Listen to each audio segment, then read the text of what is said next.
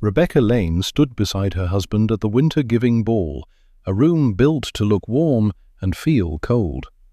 Crystal chandeliers scattered light over tuxedos and diamonds, while a jazz trio played like background noise to ambition. Rebecca's right hand rested on Jason's arm. Her wedding ring felt tight on a finger still swollen from pregnancy, a small pressure reminding her she was here to support him. A partner's wife leaned in, smiling kindly. "Your baby must be what, 3 months?" Rebecca's face softened. 4. His name is Noah." Jason laughed too loudly, the laugh he used in boardrooms. He lifted his flute and tipped it toward Rebecca's waist. "Noah's doing great," he said, "but motherhood did a number on the rest of her. Guess the gym wasn't on the newborn schedule." The circle of executives chuckled, short, practiced sounds, because silence would have been awkward, and awkwardness was the only sin in this room. Rebecca's stomach tightened. She'd spent an hour choosing a dress that didn't feel like a costume. She'd skipped dinner so the zipper would close. She'd left a sleepy baby at home with a sitter and a list of instructions taped to the fridge. And still, here she was, reduced to a punchline. Across the ballroom, a woman in a silver gown watched with a smile sharp enough to cut glass. Sloane Parker. Jason had introduced her as a consultant, then a friend, then nothing at all. Sloane drifted closer, sliding into the circle like she belonged there. "Oh, honey," Sloane said, looking Rebecca up and down. "Some women just don't bounce back. It's biology." Jason snorted, leaning toward Sloane as if Rebecca were furniture. "Tell me about it," he murmured, loud enough. "I brought her as proof I'm a family man. Investors love a family man."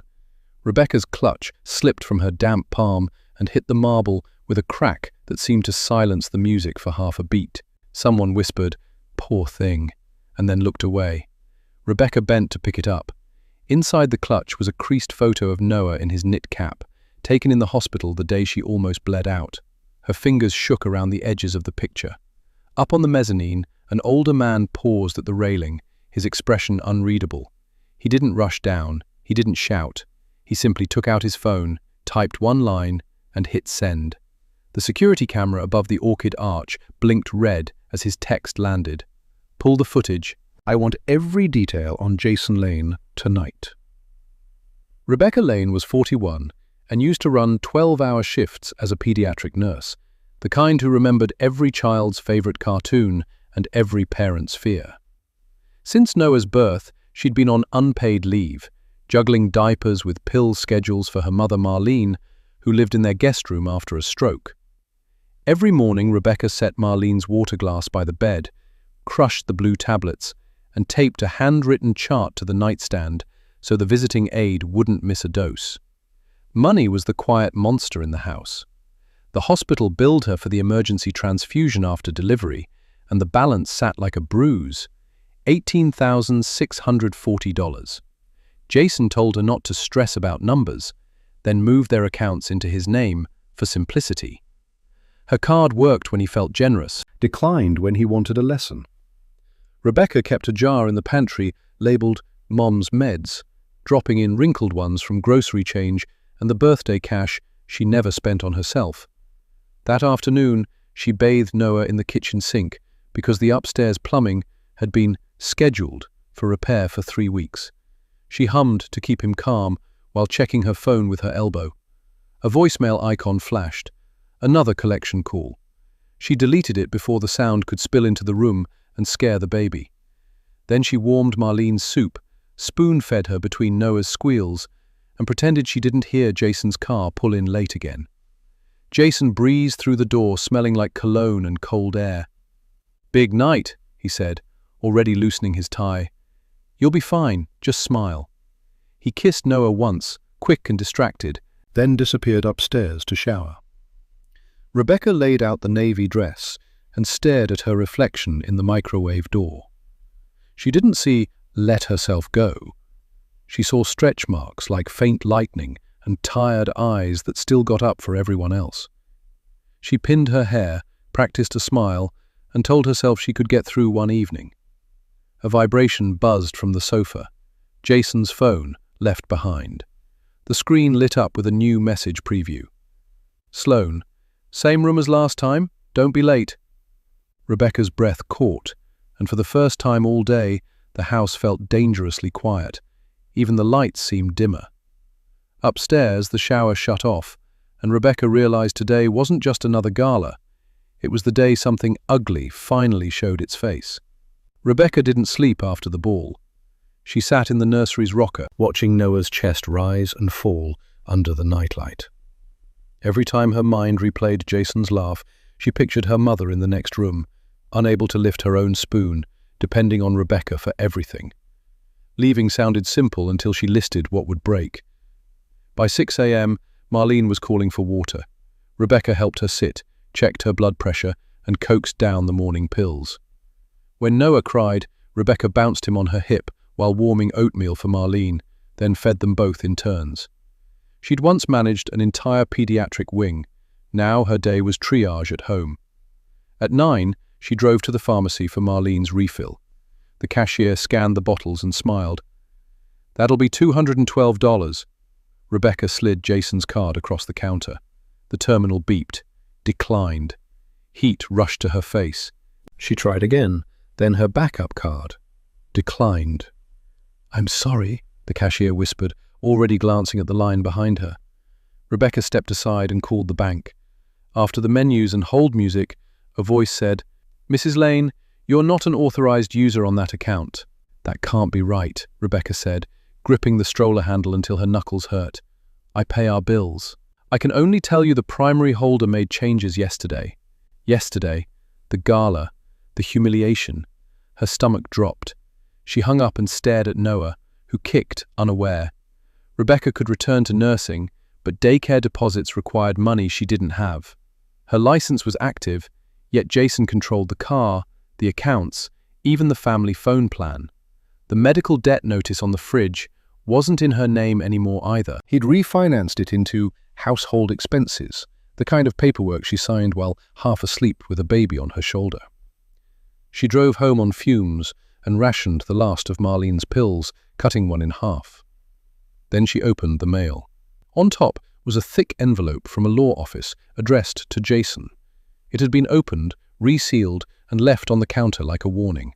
Inside was a custody consultation confirmation, scheduled for Monday at 9 a.m., and a blank form titled Authorization to Release Mental Health Records, with Rebecca's name typed in the signature line. Upstairs, Jason's footsteps paused at the landing, and he called down softly, "Honey, come sign something for me." By Monday evening, Jason insisted Rebecca accompany him to Lane Meridian's quarterly donor reception, an in-house showcase staged to impress investors and silence rumors. The event was held in the firm's glass atrium downtown, where winter rain streaked the windows like restless handwriting. A wall-sized screen looped photos of community impact, while servers floated trays of miniature crab cakes and champagne. Rebecca arrived carrying a diaper bag in one hand and a slim navy folder in the other. Jason's papers, the ones he'd asked her to sign. The folder felt heavier than it should. At the entrance, a brass sign read, "This area is under video surveillance." 2 dome cameras watched the check-in table, their lenses following every guest who flashed a badge. The room looked luxurious, but the air was tight. Men in tailored suits spoke in low voices about returns and exits. Women smiled without moving their eyes. A microphone sat on a clear podium, angled toward the crowd like a loaded question. Jason became a different man the moment they stepped inside. His hand settled on the small of Rebecca's back, gentle, guiding. "There's my gorgeous wife," he announced to a senior partner, loud enough for nearby ears. He kissed her temple, a public performance so polished it made her stomach twist. Sloane Parker appeared at Jason's shoulder, silver dress glinting under the lights. She offered Rebecca a thin smile. "You made it," she said, as if Rebecca's presence was a logistical problem that had been solved. Jason leaned closer to Rebecca, voice warm for anyone watching, cold for anyone listening. After the speech, "We'll go upstairs for 5 minutes, he murmured. "Just sign, then we'll be fine." Rebecca's gaze drifted to the balcony level above the atrium. A private corridor ran along the glass, and at the far end stood the same older man from the gala, coat draped over his arm, eyes fixed on Jason. He spoke briefly to a security supervisor and pointed, not at the stage, but at the camera nearest the orchid display. Rebecca's throat tightened. She didn't know who he was. She only knew he was watching like someone keeping receipts. On the screen, the slideshow paused on a photo, Jason holding Noah for the cameras, while Rebecca's name appeared beneath it like a brand she couldn't escape. Behind her, Jason whispered to Sloane, "If she refuses tonight, I'll file for emergency custody in the morning." Jason Lane loved mirrors. In the atrium's glass, he checked his reflection, as if applause could be measured in angles. At 44, he carried himself like a man already promoted, cufflinks shining, smile rehearsed, voice low and confident. When Rebecca shifted the diaper bag higher on her shoulder, he didn't ask if she needed help. He just said, "Keep it close. You look more domestic that way." He guided her toward a quiet corner beside the sponsor wall. From a distance, it looked intimate, a husband steadying his wife. Up close, his fingers dug into her elbow. "You embarrassed me at the ball," he murmured, lips barely moving. "Tonight you behave. No tears, no attitude." "I didn't do anything," Rebecca said, trying to keep her voice even. Jason exhaled like she'd bored him. "There it is, the victim routine." He nodded toward the crowd. "These people invest in confidence. They don't fund instability." He pulled the navy folder from her hand and opened it. Inside were the same forms he'd demanded at home: account authorizations, medical releases, a note with a lawyer's address. "Sign after my speech," he said. "If you refuse, I file tomorrow. Emergency custody. A judge won't like a mother who can't pay for her own mother's medication." Rebecca's throat tightened. "You cut the cards." Jason's smile stayed pleasant. His eyes did not. "I manage risk," he said, "including you." He slipped a black credit card between his fingers like a leash. "Do what I say, and the pharmacy gets paid. Noah keeps his pediatrician. Your mom stays comfortable." Sloane appeared on cue, champagne in hand, voice light. "Jason, the board chair is asking for you. 2 minutes." Her gaze flicked to Rebecca's folder, then back to Rebecca's face, a silent dare. Jason straightened his jacket. "See?" he said softly. "Everyone here has a role. Sloane protects the brand. You support the brand." He leaned closer, breath warm with mint. "And if you want to keep your son, you will stop pretending you have choices." Across the room, a stagehand tested the microphone.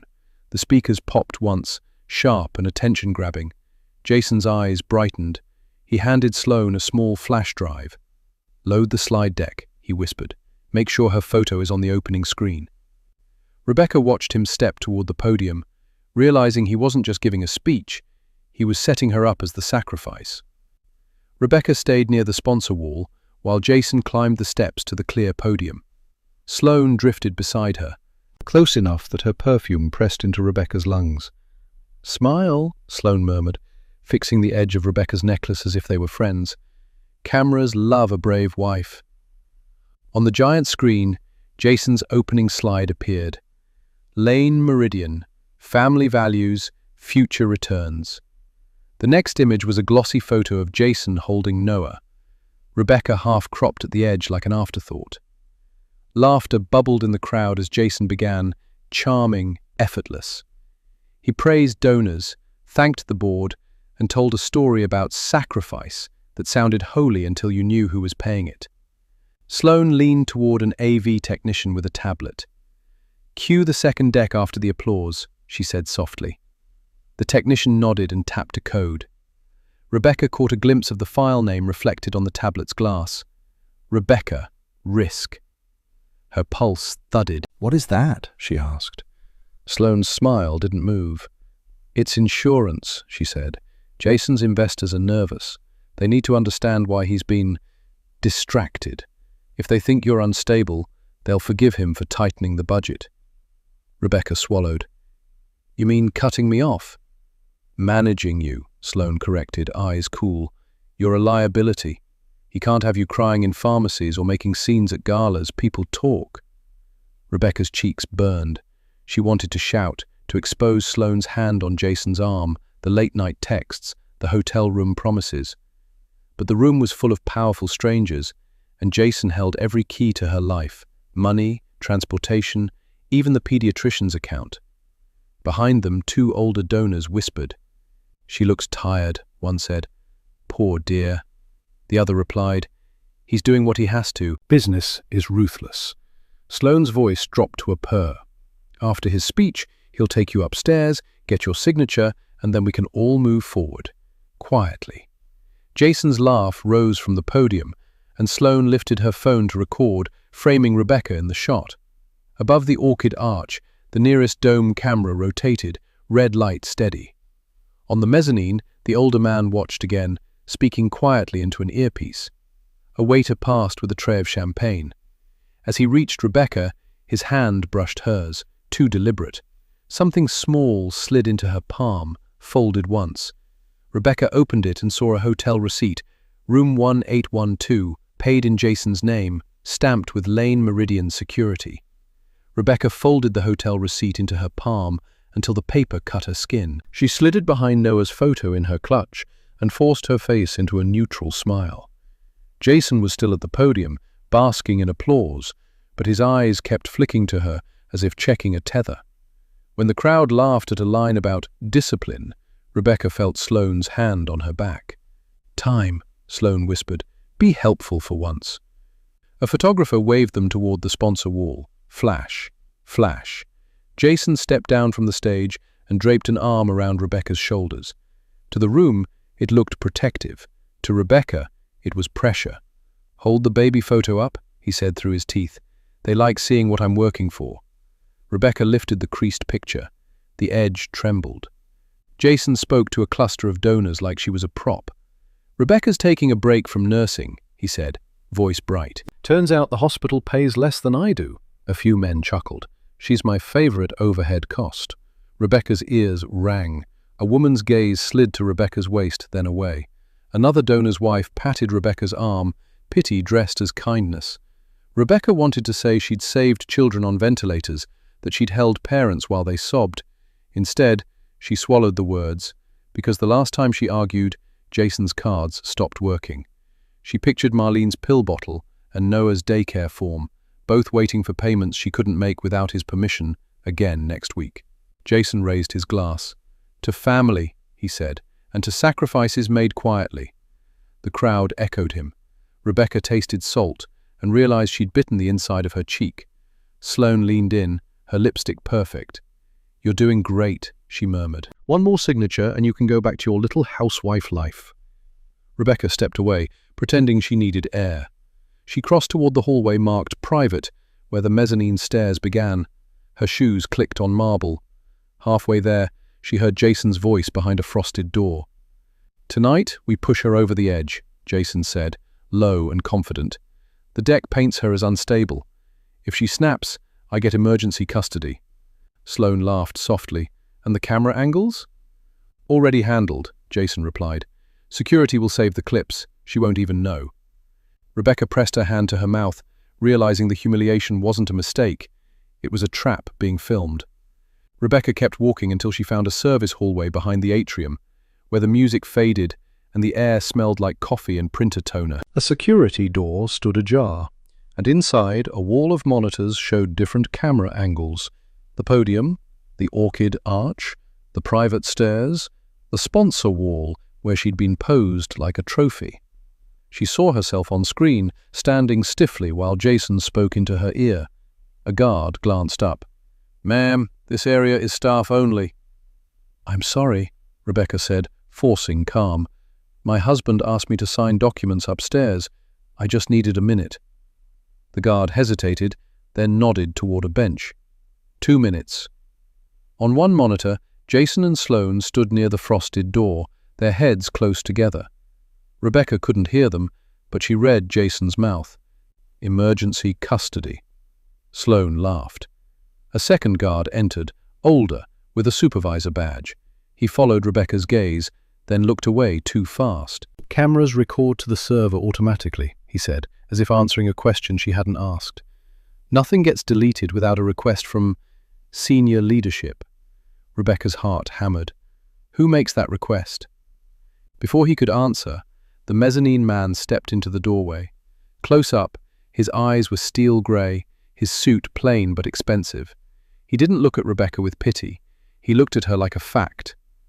"Ms. Lane," he said quietly, "I saw what happened, and I'm not laughing." The supervisor straightened. "Mr. Harlan." Harlan held out a business card. On the back was a handwritten number and one line. "Keep your phone on." "Do not confront him alone," Harlan murmured. "Do not sign anything tonight." Rebecca slid the card into her bra, hands shaking. "Why are you helping me?" "Because I believe in evidence," Harlan said. And because some men mistake silence for permission. Her phone buzzed. A new email alert from Lane Meridian Facilities. Keycard log, executive level, room 1812, 10:47 p.m. Authorized user, J. Lane. Attached was a PDF. Rebecca stared at the screen, throat closing. She tapped the attachment, and the log opened with timestamps, camera IDs, and a note. Footage retained 90 days. She forwarded it to Maggie's email from memory, then snapped a photo of the monitor showing Jason and Sloane by the stairs. The supervisor pretended not to notice, but his jaw tightened. Behind her, Jason's voice cut through the hallway. "Rebecca, there you are. Come upstairs and sign. Now." Jason's shadow filled the service hallway before his body did. He was smiling for anyone who might see, but his eyes were flat. "Rebecca," he said, reaching for her wrist. "You're wandering. That reads as unstable." She pulled her hand back. "I needed a bathroom." "You needed direction." He nodded to the supervisor. "Is she bothering you?" "No, sir," the supervisor said quickly. Jason's fingers closed around Rebecca's elbow and steered her toward the private stairs. She glanced over her shoulder. Harlan was gone. The door to the monitor room clicked shut, sealing the hum of screens behind her. At the bottom of the stairs, a security guard held out his palm. "Mrs. Lane, your badge?" "I don't have one," she said. Jason answered for her. "She's with me." They climbed. Each step felt like walking into a cage she could suddenly see. On the executive level, the carpets swallowed sound, and the glass walls turned the atrium into a distant aquarium of people smiling below. Jason stopped outside room 1812. The keycard reader blinked green when he tapped. Inside, the lights were dim, the sofa pristine, the blinds half-drawn. Sloane waited by the table with the navy folder open, a pen placed on top like bait. "Sign," Jason said, "then we go back downstairs and you clap." Rebecca didn't move. "You locked me out of the bank." Jason shrugged. "I prevented a scene at a pharmacy. That was me protecting our family." "Our family?" Her voice shook. "You're threatening me." He stepped closer, lowering his tone. "I'm educating you. You are broke, unemployed, and exhausted. Your mother's prescriptions renew tomorrow. Noah's pediatrician expects payment by Friday. If you want those things to keep happening, you sign." Sloane slid a second page forward. "Just initials here," she murmured, sweet as sugar. Rebecca looked down. It wasn't just releases. It was a statement.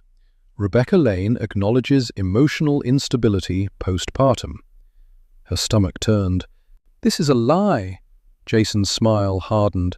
He pulled out his phone and showed a video thumbnail. Rebecca crying in the kitchen, shoulders shaking, Noah wailing off camera. "I have more," he said softly. "Enough for a judge to believe I'm the safe parent." Rebecca backed toward the door. The lock clicked behind her, twice.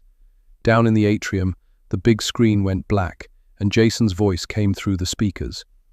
"Everyone, please direct your attention to my wife." Rebecca's pulse hammered as the speakers carried Jason's voice all the way up to room 1812. Through the glass wall, she could see heads turning below like a field of sunflowers. Jason said, "Before we toast, I need to share something personal. Real leadership means protecting the people you love." He paused for effect. "My wife has been struggling since the baby. Postpartum emotions, unpredictable episodes." Rebecca's stomach dropped. Sloane stood near the AV table downstairs, one hand on a tablet, eyes lifted toward the balcony as if she could see Rebecca through the walls. The screen flared to life. A video played, Rebecca in their kitchen, hair in a messy knot, tears sliding down her cheeks while Noah cried in the background. Jason's voiceover calm and concerned. "See? This is what I deal with." A wave of murmurs moved through the atrium. Rebecca watched a donor's wife cover her mouth. Another woman leaned into her husband and whispered, "Is she unstable?" Jason continued, "I've tried counseling. I've tried support. But tonight, after an incident with security, I have no choice." He lifted a folder at the podium. "For Noah's safety, I'm filing for emergency custody." Rebecca's wedding ring suddenly felt like a joke. She pressed her palm to the locked door, but the latch held. Behind her, Sloane clicked the pen on the table, ready to capture a signature after the damage was done. On the screen, a second slide appeared. Rebecca Lane, financial risk. Bullet points followed. Unemployed, medical debt, dependent, emotional volatility. Jason smiled at the crowd like he'd just presented a quarterly report. A third clip followed, shot from a camera. Rebecca at a pharmacy counter, card declining, her shoulders shaking. Jason narrated, "She panics in public. She can't manage finances." Laughter didn't come this time, only cold silence. 2 security guards started up the stairs, moving fast. Rebecca's throat burned. She thought of Marlene's half pill on the kitchen counter, of Noah's soft head against her collarbone, of the vows Jason once spoke in a small church when he promised to honor her. Down below, people who had laughed at his jokes now watched her like she was guilty. The first guard reached the landing and barked, "Mrs. Lane, you need to come with us." From the center of the crowd, Harlan's voice cut through the murmurs. "Stop this. I have the footage, and you're lying." For a second, the atrium held its breath. Then a ripple of whispers rushed through the donors like wind through dry leaves. Phones lifted. Eyes swung from the screen to Jason, then up to the balcony corridor, where 2 guards appeared with Rebecca between them. She was not in handcuffs, but the way they flanked her made her look guilty anyway. Jason laughed lightly into the microphone. "Mr. Harlan, you're mistaken," he said, palms open, the perfect picture of concern. "My wife is ill. I'm trying to keep our child safe." A woman in pearls murmured, "Postpartum can be serious," and her husband nodded as if that settled it. Another donor turned his back entirely, protecting his reputation from the splash. Someone else whispered, "If this goes ugly, we should leave." The exits suddenly seemed important. Rebecca stepped into view at the top of the stairs. The bright atrium lights hit her like interrogation lamps. She felt every gaze land, heavy and hot. She heard her own name in fragments. Rebecca, unstable, poor thing. "Did you see the video?" And each fragment stitched a label onto her skin. Harlan walked forward, calm, holding a small tablet. "Security logs, keycard access, and unedited footage," he said, voice steady. "You cut clips to paint her as a risk. The server shows the full timeline." Jason's smile twitched. He motioned to the guards. "Bring her down," he said, as if she were an object to display. "She's emotional. She needs help." Rebecca descended 1 step at a time. At the bottom, Sloane stood near the AV table, face smooth, eyes bright with calculation. When Rebecca passed, Sloane whispered, "Don't make this worse." Rebecca wanted to scream that Sloane was the worse. Instead, she lifted her chin and kept walking. A few people stared with open curiosity. Some looked away, ashamed of their earlier laughter. No one offered a hand. Her ring glinted when she adjusted the diaper bag strap, and she hated that it still carried his name. She imagined tomorrow's headlines, church ladies, and the way shame would follow her into every grocery aisle. As she reached the sponsor wall, her clutch felt suddenly light. She looked inside. Noah's photo was there. Harlan's card was there. But the hotel receipt and the forwarded keycard log printout were gone. Rebecca froze, realizing someone had stolen the one piece that proved room 1812 was real. Rebecca backed into the women's lounge off the atrium, a quiet room with velvet chairs and a mirror framed in gold. The door clicked shut, muting the murmur of donors and the faint echo of Jason's microphone. She set her clutch on the counter and dumped everything out. Lipstick, pacifier, Noah's photo, Harlan's card. No receipt, no folded paper. Her hands shook so hard the pacifier rolled into the sink. She checked every pocket again, then pressed her forehead to the cool marble. A sob tried to rise, hot and humiliating, and she swallowed it until her chest hurt. In the mirror, she saw a woman who looked like she'd been dragged through a spotlight. Mascara dotted the skin under her eyes. Her wedding ring flashed like a lie. She called Maggie. Straight to voicemail, she texted, "Please, call me, now." Then she opened her email and found the forwarded keycard log still there, sent from her phone minutes earlier. Relief flickered, small, fragile. Proof existed. But without the hotel receipt, Jason could still say room 1812 was just business, and the crowd would nod because rich men always had excuses.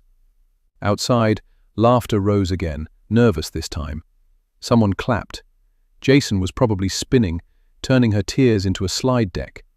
Rebecca's stomach twisted with the thought of Marlene at home, waiting for pills she'd already halved, and Noah asleep with a babysitter who didn't know their account might be frozen by morning. Rebecca pictured a judge looking at Jason's suit, his calm voice, his curated videos, and deciding a mother with no money was a risk. She gripped the edge of the counter until her knuckles whitened. "I'm done begging," she whispered to her reflection. The words sounded unfamiliar, like a door opening in a house she'd lived in for years.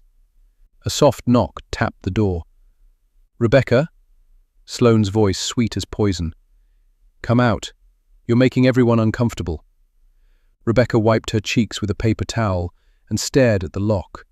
If she stepped out, she'd be surrounded. If she stayed, they'd call her unstable. Her phone vibrated again, this time not Maggie. The screen showed no caller ID, a location pin in the building. Rebecca's breath stalled. Someone had been close enough to steal from her, and close enough to help. Unknown number. I took the receipt before Jason could. Meet me by the loading dock in 2 minutes. Alone. Rebecca slipped out of the lounge, head down, and followed the service exit signs past stacked chairs and humming ice machines.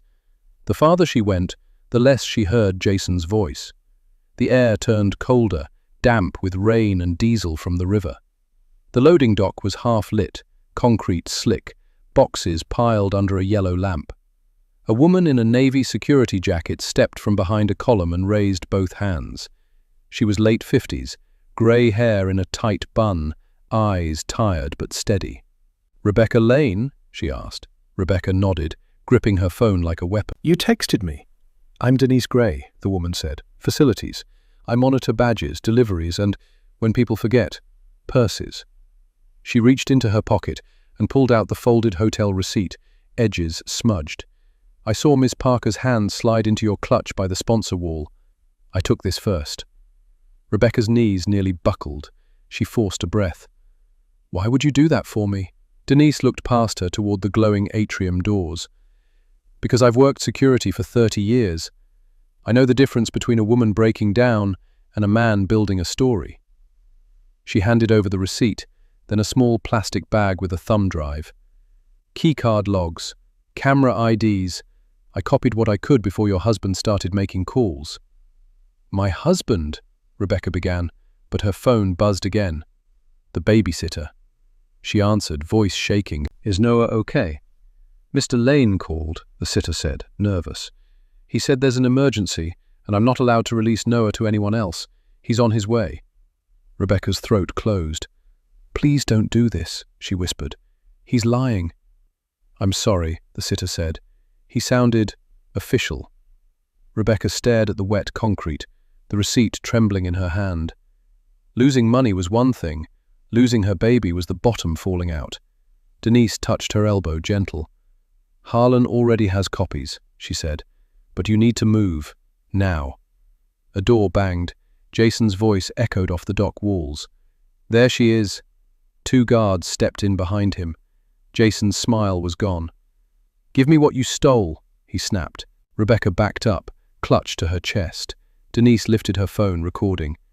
"Keep walking, Mom," she said calmly, eyes on Jason. "This camera sees everything, and so do I." Rebecca realized Denise wasn't just helping, she was becoming the witness Jason couldn't silence. Rains slapped the loading dock as Jason strode closer, jaw tight, eyes locked on Rebecca's clutch. The two guards flanked him, but Denise held her phone up, recording, her voice level. "State your purpose, Mr. Lane," she said, loud enough for the security camera over the bay door to catch. Jason's smile snapped on. "My wife stole company materials." Rebecca shook her head. "You framed me on that screen. You're trying to take my son." Jason reached for her. Denise stepped between them, shoulder squared. "Touch her again and I forward this video to every board member," Denise said. A calm voice answered from behind. "And I'll subpoena the rest." Harlan walked in with the building's head of security and a slim briefcase, as if he'd been here all along. He didn't look at Jason first. He looked at Rebecca. "Do you have the receipt and the keycard log?" She pulled both out with trembling fingers and nodded. Harlan opened his briefcase and slid out a folder marked "Preservation Notice," already signed. "All footage from tonight is on legal hold," he told the guards. "Escort Mr. Lane back to the event." Jason's face reddened. "You can't do this." Harlan's tone stayed polite. "Watch me." Rebecca's phone rang again, the babysitter. "He's in the driveway," she whispered. "He says he has court papers." Rebecca's knees went soft. Maggie finally called back, breathless. "Don't panic. I'm 5 minutes away. Keep Noah where he is, and don't argue with Jason alone." Harlan took the phone. "Man, this is Grant Harlan. Put the child inside, lock the door, and call police if Mr. Lane approaches." He handed it back. "Rebecca, come with me. Denise, bring the drive." From the rain, Maggie's car skidded to a stop, headlights washing the dock in white. She stepped out in a trench coat, eyes sharp, a portable scanner under her arm. "I heard everything," she said, taking the thumb drive like it was a weapon. "We meet in my office at dawn," Maggie told Rebecca. "I'll file for emergency protection, and tomorrow we walk back into that atrium with proof."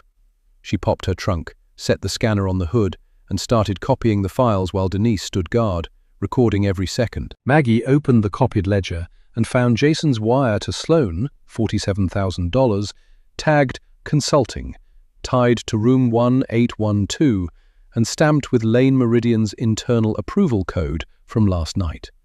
At dawn, Maggie's office smelled of burnt coffee and toner. Rebecca sat at the conference table, while Denise's thumb drive copied onto 2 encrypted laptops. Harlan arrived with the head of security and a signed affidavit, then shut the blinds like he was closing a courtroom for the day ahead. Maggie spread the documents in a neat row: the hotel receipt, the executive keycard log, the wire record for $47,000, and screenshots of the Rebecca Risk deck. "Here's your twist," she said. "Jason didn't humiliate you because he's careless. He did it because he needed a villain." She tapped the wire. "This payment went to Sloan through a Shell consulting invoice approved by Jason's own credentials. If donors see money missing, he blames your instability for distraction and access. If investors panic, he claims he's fixing a family crisis. It buys him sympathy while he moves cash." Harlan added, "And it explains why he demanded those releases. He wanted your medical records to paint you unfit, then take Noah before you could testify." Denise slid a printed still from a camera feed across the table. It showed Jason entering room 1812 at 10:47 p.m., Sloan following at 10:49, both laughing. "He told security to save only the clip of you at the pharmacy," Denise said. "But the server keeps the originals. I pulled the metadata. He can't deny the edit." Rebecca's hands trembled, but her voice finally steadied. "So he planned the whole thing? The videos, the speech, the custody threat?" Maggie nodded. "And he broke the law doing it. 2 things matter in family court: safety and credibility. We're going to prove he's the dangerous one." She opened a new folder labeled Emergency Filings. "Order 1. We file for temporary custody and a protection order today, citing coercive control and financial abuse. Order 2. Harlan's lawyer serves a preservation notice to stop any deletion. Order 3. We walk back into Lane Meridian's board meeting at noon and play the unedited footage in front of witnesses." Harlan looked at Rebecca. "You're not powerless," he said. "You just needed proof." Rebecca inhaled, feeling something hard and bright replace the shame. She picked up the pen Jason had used as bait and clipped it to her folder. At 11:58 a.m., Maggie's phone lit up. Board meeting moved up. Jason is about to announce Rebecca's breakdown as grounds to remove her from the building. Rebecca stared at Maggie's phone until the screen went dark. Board meeting moved up. Jason was going to turn her pain into policy before noon, in the same building where he'd just labelled her a risk. For months she had survived by staying quiet. Quiet at the pharmacy, quiet in the kitchen, quiet in the ballroom. Quiet had kept the lights on. Quiet had kept Noah fed. Quiet had also taught Jason he could write her story for her. Maggie slid a legal pad toward her. "What do you want, Rebecca? Not what you're afraid of. What do you want?" Rebecca's hands stopped shaking. "My son," she said, "my name, my job, and for him to never get to use my tears as evidence again." Harlan nodded once. "Then we act like we're already in court."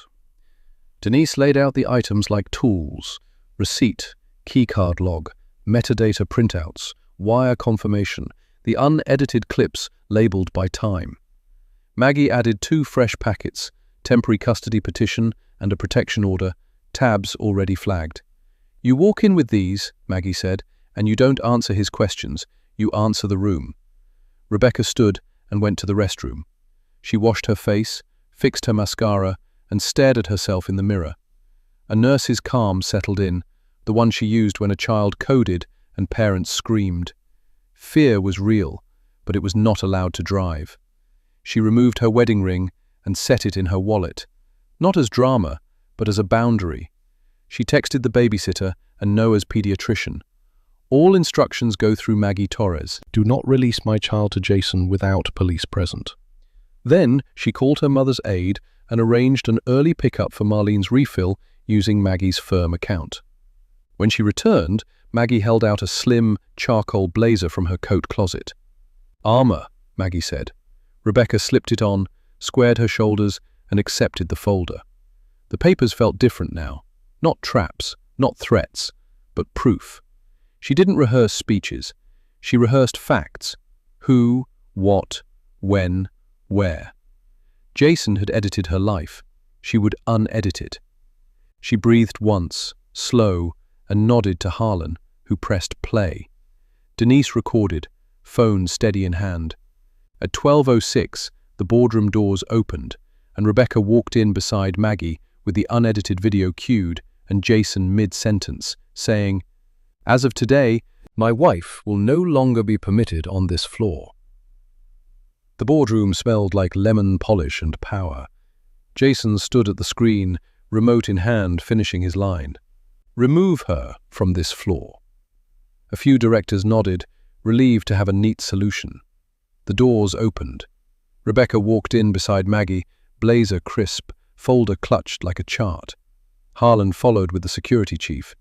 Denise stayed near the door, phone recording, her badge visible. Jason's smile flickered. "This is inappropriate," he snapped. "She's unstable." Maggie didn't look at him. She faced the table. "Margaret Torres, counsel for Rebecca Lane. This meeting is now on litigation hold. Any attempt to delete, edit, or intimidate a witness will be documented." She slid the signed preservation notice to the general counsel, then placed the temporary custody filing on the table, stamped and dated.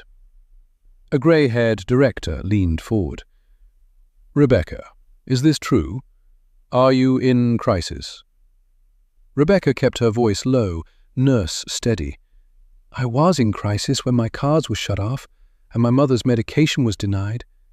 I'm here because he manufactured that crisis and filmed it."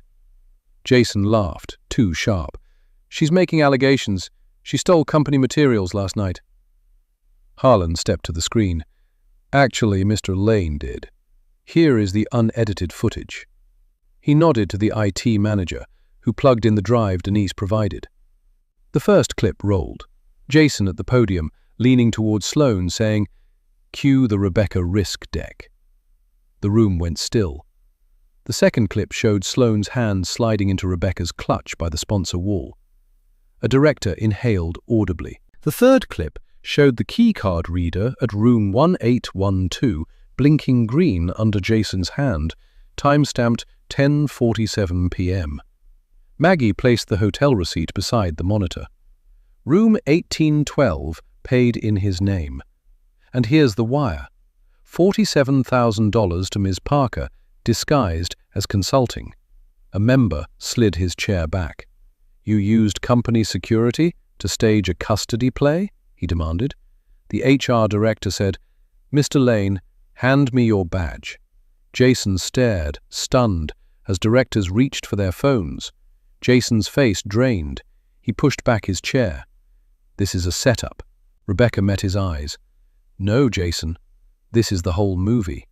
Jason lunged toward the drive, but the security chief stepped in front of him, palm out. The boardroom door opened again, and a woman in a dark suit flashed a badge.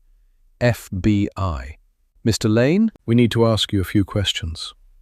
The FBI agent's badge caught the boardroom light like a blade. Jason's throat worked as if he could swallow the moment. "This is a misunderstanding," he said, turning to the directors. "My wife is unwell. They're exploiting her." Agent Lawson, her name tag read Lawson, kept her voice flat. "Mr. Lane, we're investigating wire fraud and theft of trade secrets. Your personal conduct is not the issue. Your transactions are." Maggie slid the wire printout forward. $47,000 routed through a shell vendor, she said. Approved with his credentials. Paid to Sloan Parker. Then a second transfer to a junior analyst. The general counsel's face tightened. The IT manager started taking screenshots for the record. Denise stepped in, phone still recording. "And here's the part he can't spin," she said, placing her affidavit on the table. "I watched Ms. Parker steal the receipt from Mrs. Lane's clutch. I intercepted it. I copied the server metadata before Mr. Lane ordered selective saves." The security chief nodded.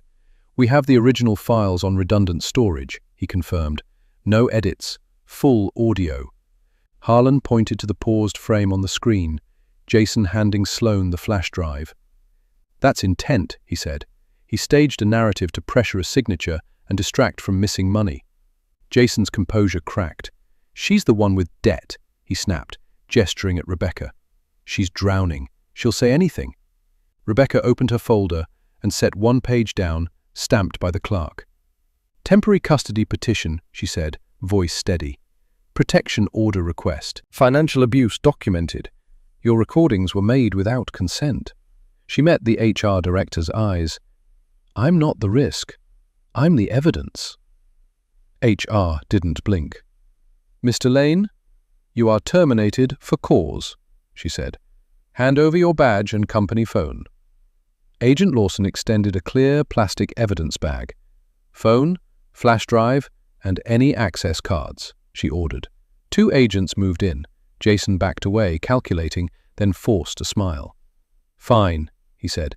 "Take them. But you're too late." His gaze locked on Rebecca, cruelly calm again. "I filed emergency custody an hour ago," he whispered. "By the time you leave this room, police will be at my house for Noah." He tipped his chin toward the door as if he already owned the hallway, and Rebecca felt the room tilt. Rebecca's phone lit up with a new text from the babysitter. "Two officers just arrived, asking for the baby." Rebecca's phone lit up with the babysitter's message. "Two officers just arrived, asking for the baby." For 1 second the room blurred, but Maggie was already moving. She snatched the boardroom landline, put it on speaker, and dialed the number the babysitter had texted. "Officer, this is Attorney Margaret Torres," Maggie said. "You are at 14 Birch Hollow, correct? Do not remove that child. I'm emailing you a court petition and a preservation notice right now." Agent Lawson stepped closer. "Put me on," she said, flashing her badge toward the general counsel. "This custody claim is being used to obstruct a federal investigation." Rebecca hit call on the babysitter. Her voice came through, thin with fear. "They're here, Rebecca." Jason told them, "You're a danger." Rebecca steadied herself. "Ask to see the order," she said. "Read the judge's name out loud." A man's voice replaced the sitter's. "Officer Daniels, we have an emergency request filed by Mr. Lane." Maggie answered without blinking. "Filed is not granted. I'm sending the court's automatic hold notice and my client's protection order request.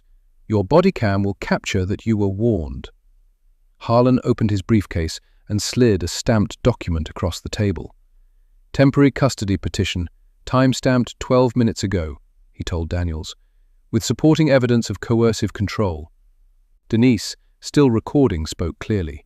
"And I witnessed Mr. Lane's stage footage to label her unstable," she said. "That's on camera too." On speaker, Officer Daniels exhaled. "We don't have a signed order," he admitted. "We were told to do a welfare check." "Then check," Maggie said, "and leave the baby with the primary caregiver." Around the table, directors watched the speakerphone like a verdict. No one laughed now, and the paused screen behind Jason held his perfect smile. Seconds later, the babysitter returned, voice relieved. "They're leaving. They said Jason has to go through family court." Across the boardroom, Jason's face collapsed. HR lifted a phone. "Security, escort Mr. Lane out," she ordered. Agent Lawson nodded to her partner, and cuffs clicked around Jason's wrists in front of the very directors he'd courted. Sloan tried to slip away, but the security chief blocked the door. Jason twisted toward Rebecca, eyes vicious. "Congratulations," he hissed. "When you get home, "You'll find the house isn't yours anymore." Maggie's laptop pinged with a new filing. Jason had just transferred the deed to a trust, signed an hour ago.